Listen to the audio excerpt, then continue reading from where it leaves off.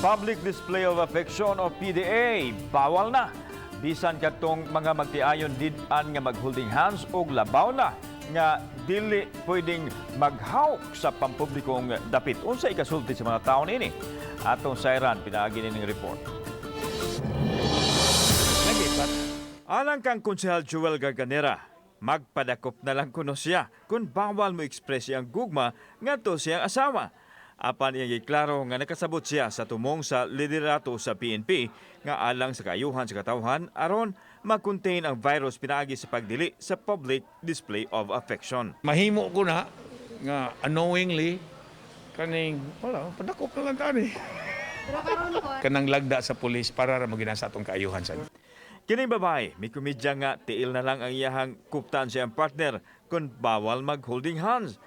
Hinoon, pabor siya nga idili gyud ang panaghawak sa pampublikong dapit.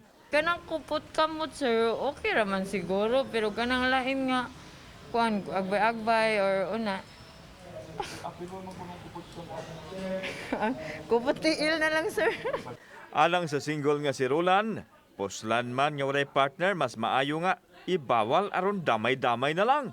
Ingon na sab nini ang ipadayag sa iyang kauban nga ulitaw usab. Para po na sa kuan sir, protection sa tanan sir. Pero sa man, doon na kay asawa, doon na kay Wala sad sir. Wala po. Kung uyab, Wala sad sir. so mo ni damay-damay na lang. Oh, damay-damay lang sir. Di man gyud malikayan sa mga couples nga mag sweet wala.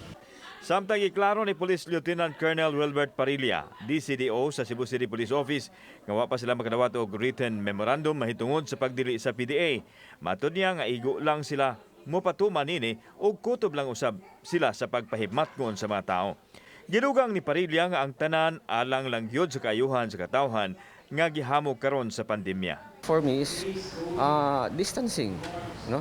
So we will wait sa directive because sa directive statement sa ngadto ang rationale og nganong gibuhat ni siya nga directive, no?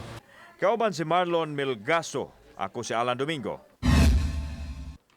Balitang Bisdak.